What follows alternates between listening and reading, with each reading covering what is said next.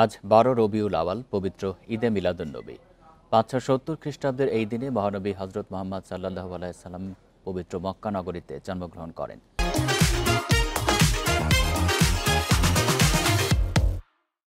৬৩ বছর বয়সে একই দিনে তিনি ওফাত লাভ করেন। পবিত্র ঈদে মিলাদুন্নবী সাল্লাল্লাহু আলাইহি সাল্লাম উপলক্ষে রাজধানী সহ সারা দেশে জাশনের জুলুস, মিলাদ মাহফিল ও সমাবেশের আয়োজন করা হয়েছে। সকাল ১০টায় ঐতিহাসিক সোহরাওয়ার্দী উদ্যানে থাকছে জাশনের জুলুস ও মহাসমাবেশ।